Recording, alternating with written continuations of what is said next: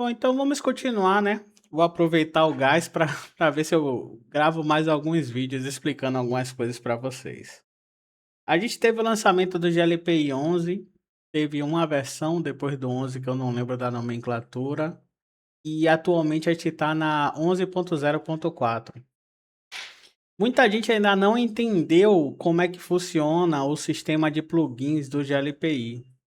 A gente está aqui na loja oficial. A loja ela tem algumas categorias ou tags aqui do lado e tem as páginas também. Repare que muitos plugins eles já foram atualizados para a nova versão do GLPI. Já deu tempo suficiente para atualizar. Porém, ainda tem alguns que falta atualizar. Toda vez que você ver essa exclamação aqui amarela, significa que esse plugin está faltando ajustes para funcionar no GLPI 11.0.4, ou em alguns casos ele vai ter que ser refeito mesmo, totalmente do zero. Então, se você dentro da sua lógica de negócios utiliza algum desses plugins, você precisa botar a mão na massa para pegar eles, atualizar.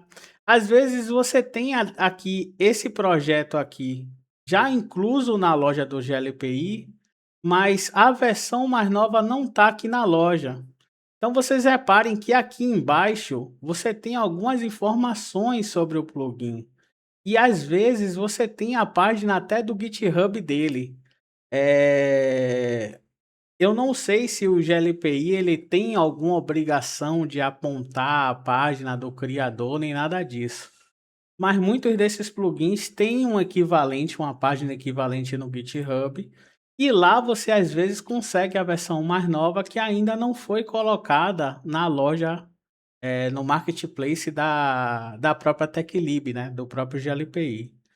Então é bom vocês terem noção dessa parte aí. Deixa eu ver alguma coisa que pior que eu já comentei sobre tudo com vocês no sistema, mas é sempre bom dar uma revisada, né. Bom, a URL da aplicação é por onde o seu GLPI é acessado. O sistema ele geralmente ele começa sendo acessado por um IP e depois você atribui um DNS, um nome de DNS para ele, para você poder acessar pelo nome. Esse nome é interligado a um domínio, né? Então você tem que apontar o domínio aqui nessa URL de aplicação e salvar aqui embaixo. Aparentemente ela não tem uma validação, acoplada nesse campo, então o que você escrever vai ser aplicado. E isso aqui também é aplicado nos pedidos de validação que são gerados. Toda vez que você gera um pedido de validação, o sistema ele gera um link. Toda vez que você gera um chamado também, o sistema ele gera um link. Então, para ele gerar um link do chamado pelo nome, você vai precisar botar o nome aqui para você poder acessar o seu GLPI pelo nome.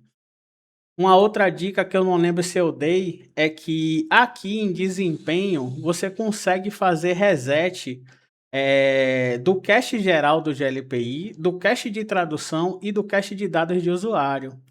Só que repare que quando você acessa a página, as opções não são mostradas. Então você vem aqui na foto e clica aqui, ó, modo depuração. Quando você clica aqui, o GLPI ativa o modo depuração, ao qual habilita alguns botões em algumas seções, botões esses que ficam ocultos quando o modo depuração não está ativado.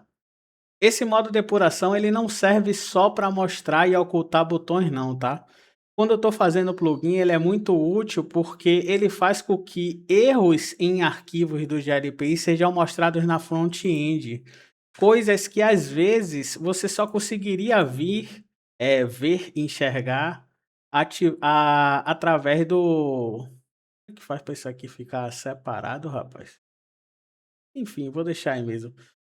Erros que você só conseguiria ver se você fosse no modo depuração, que é esse modo aqui. Aqui, quando acontece uma falha, você está construindo um plugin para o GLPI, geralmente a falha dá um retorno aqui se tiver um console log no código. Quando o erro é muito grotesco a ponto dele ser reconhecido no PHP do GLPI e ser reconhecido pelo navegador de internet, ele também vai ser mostrado aqui, independente de ter console log ou não. Console log é uma linha no código, você bota console log e chama O que você quer que seja analisado pelo console log? O que vai ser mostrado? Então tudo que tiver no console log vai mostrar aqui nesse F12 aqui do navegador, que chamam de console. É só apertar F12 em qualquer navegador que vai mostrar. Você vem na aba de console e você consegue ver essas falhas. Então, para você não ter a necessidade disso, com o modo console, se a falha for em algum arquivo do GLPI, algum arquivo que geralmente é PHP, ele vai te dar o retorno em tela. Ó, tal arquivo tá dando merda em tal linha. Ele ainda vai te dizer a linha. Aí você abre o arquivo, vai lá na linha e tenta consertar. Isso para aquela época onde as pessoas olhavam os erros, liam e tentavam aprender, né. Eu já estou ficando velho já. Eu não participei, eu queria ter participado dessa época dos programadores, aonde as pessoas aprendiam do zero cada coisa que precisavam. Eu não me considero tão inteligente a ponto, mas eu consigo me virar bem na área de desenvolvimento hoje em dia, usando o IA. E eu sei que isso não vai ser para sempre, eu sei que em algum momento isso vai acabar.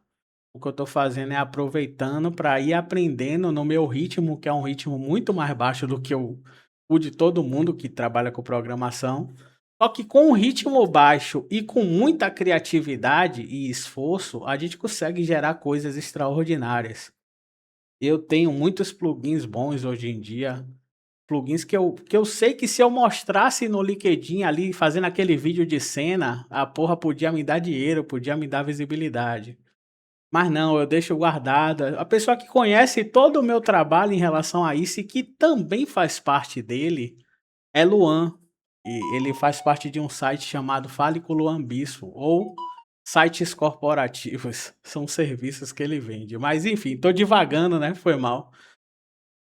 Perceba que a gente pode resetar aqui o cache de tradução. A gente pode resetar o cache de dados de usuário e resetar o cache do PHP do GLPI.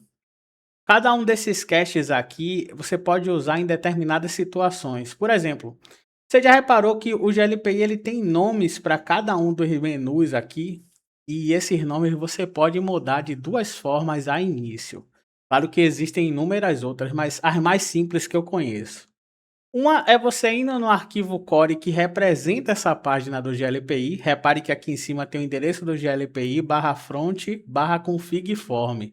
Esse arquivo existe lá. Então, se você vier aqui na pasta GLPI, procurar a pasta front e procurar a pasta config form, repare que o arquivo dessa página existe. É um arquivo em PHP. Só que você vai vir cheio de gosto, né, pensando que vai ter o arquivo grandão PHP com todos os elementos para você polir. Não é assim que funciona. O GLPI ele é modular, e ele é um modular pensando na metodologia antiga. É um sistema arcaico, por mais que eu admire ele. Então ele aponta para outros arquivos, ele aponta para,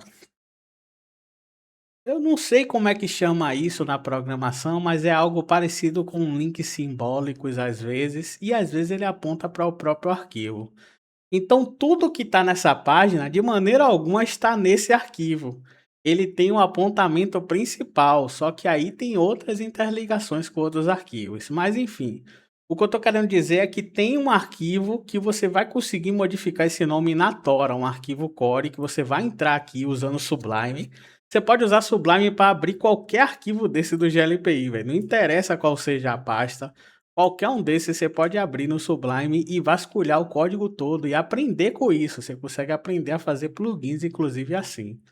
Então vai ter um arquivo que você vai chegar e vai mudar o nome.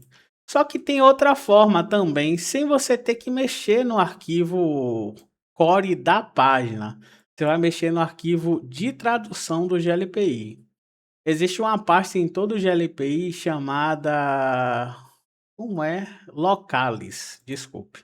Então, dentro da Localis, você vai ter um arquivo equivalente a cada linguagem. Se você escrever PT, você vai ver que tem um PTBR. Tem dois, na verdade. A extensão é PO e o outro a extensão é MO. Geralmente, o que permite você editar é o PO. Então, aqui você teria que fazer um download das duas para qualquer pasta em seu sistema, abrir a PO Deixar essa cópia, é claro, separada, né, porque se der merda você pode subir de novo ela.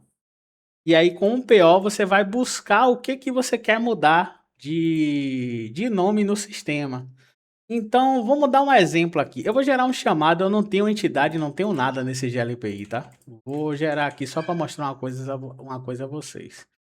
O chamado está sem entidade, porque eu não criei entidade, está sem categoria também. Ele está com o meu usuário como requerente atribuído e ele já foi aberto como atendendo. Isso aqui são falhas dentro de uma lógica de processos. Mas enfim, repare que a gente tem aqui diversos status nativos do GLPI.